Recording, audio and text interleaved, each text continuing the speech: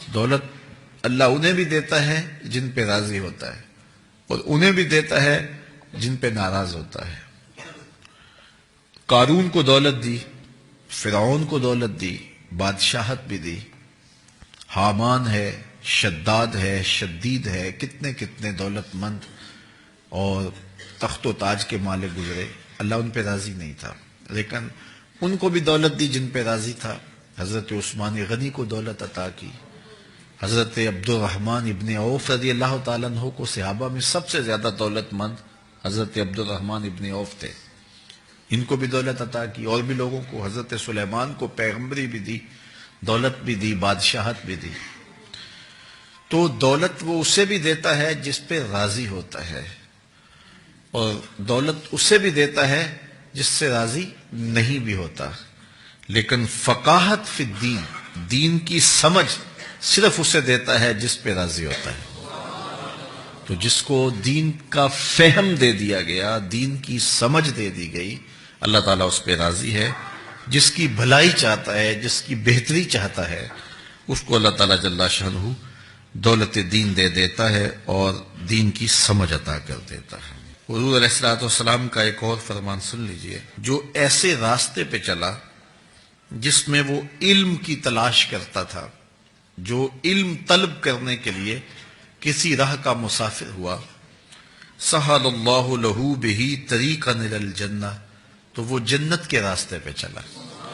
جتنے قدم اٹھاتا ہے وہ جنت کی طرف قریب ہوتا چلا جاتا ہے۔ تو راہ علم کے سفر میں اللہ نے اتنی برکتیں رکھی ہیں۔ حضرت سلیمان علیہ السلام کو اللہ نے اختیار دیا، یا دولت لے لو، یا بادشاہت لے لو، یا پھر علم لے لو، ان تین چیزوں میں اللہ نے ان کو ایک چیز اختیار کرنے کا اختیار دیا، یا دولت لے لو، یا بادشاہت لے لو، یا علم لے لو۔ انہوں نے کہا مالک مجھے علم دے دے۔ کہا اچھا تو نے علم کو اختیار کیا، دولت اور بادشاہت اس کے صدقے دے دی۔ ایک زمانے میں ایک ملک نے دوسرے ملک پر قبضہ کر لیا، تو جو بادشاہ وقت تھا اس کو گرفتار کر لیا۔ تو جب گرفتار کر کے دربار میں لایا گیا تو وہ جو دوسرے ملک کا محکوم بادشاہ تھا وہ سامنے کھڑا ہے، تو اس نے اس کو کہا کہ میں بھی چونکہ بادشاہ ہوں اور تم بھی اس سلطنت کے شہنشاہ رہے ہو، تو میں تمہیں قتل نہیں کرتا، تمہیں معاف کرتا ہوں، اور اب اس ملک میں میں تمہیں کوئی عہدہ دینا چاہتا ہوں، اب تم بتاؤ تم کون سا عہدہ قبول کرو گے۔ اب ہمارے حکمران ہوتے ہیں وہ کہتے ہیں وزیر خزانہ لگا دو، لیکن اس نے کہا مجھے معلم لگا دو، مجھے ٹیچر لگا دو۔ تو وہ بادشاہ ہنس پڑا، کہنے لگا پھر دوبارہ بادشاہی چاہتے ہو؟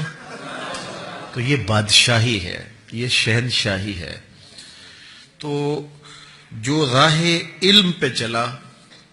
وہ جنت کے راستے پہ چلا، اللہ اس کے لیے جنت کی راہیں بھی آسان کر دیتا ہے، اور دنیا پہ بھی اللہ تعالیٰ اس کو عزتوں سے نوازتا ہے۔ تعلیم و تعلم کا جہان حقیقی جہان ہے، تو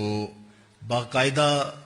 8 سال کا کورس کرے یہ تو ہر شخص کے لیے ممکن نہیں ہے، لیکن سب کے اوپر لازم ہے کہ وہ ضروریات دین سیکھے، ان میں نماز، روزہ، حج، زکوٰۃ، اگر کاروبار کرتا ہے تو کاروبار کے مسائل،